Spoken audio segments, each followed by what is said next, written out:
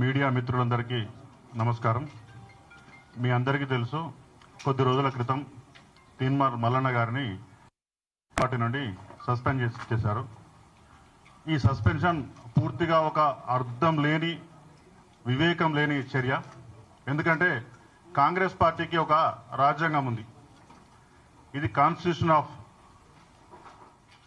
All Indian national Congress సంబంధించిన రాజ్యాంగం ఇది. ఈ రాజ్యాంగంలో ఒక్క అక్షరం కూడా, ఒక్కటంటే ఒక్క అక్షరం కూడా ప్రభుత్వ విధానాలను తప్పుపట్టడం, పార్టీ వ్యతిరేక చర్య అనే లైన్ లేదు. ఇలా తీన్మార్ మల్లన్న గారు ప్రభుత్వం చేసిన సర్వే మీద కులగణన తప్పు, ఇది తప్పుల తడక అని చెప్పితే అది పార్టీ క్రమశిక్షణ కింద ఎందుకు వస్తుందో, ఎట్లా వస్తుందో కాంగ్రెస్ పార్టీ నాయకులు వివరణ ఇవ్వాలని కోరుతున్నాం. ఇక్కడి నుంచే, ఈ ప్రెస్ క్లబ్ నుండే ఈ రాజ్యాంగ ప్రతినిధి, అదే కాంగ్రెస్ పార్టీ రాజ్యాంగ ప్రతినిధి ఆ చిన్నారెడ్డి గారికి, రేవంత్ రెడ్డి గారికి, మహేష్ కుమార్ గారికి పంపుతాం. దయచేసి దీని మీద వివరణ ఇవ్వాలని మేము మీ అందరి సమక్షంలో వారిని కోరుతున్నాం.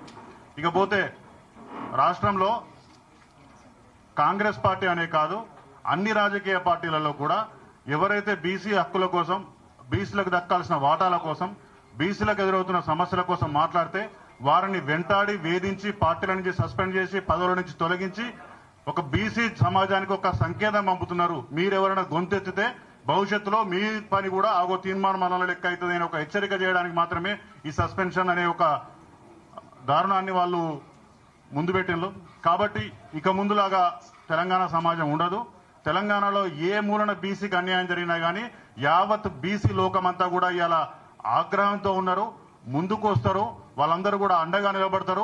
ఇది ఆది మాత్రమే. ప్రభుత్వాలు, అగ్రవర్ణాలు వాళ్ళ ఆధిపత్యం తమంతట తాము తమ గొయ్యిని పేర్చుకుంటున్నారు. అందులో మొదటి చర్య ఇలా తీన్మార్ మల్లన్న గారి సస్పెన్షన్.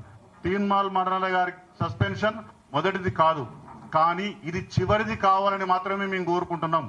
భవిష్యత్తులో చాలా పెద్ద ఉద్యమం బీసీల కోసం జరుగుతుంది.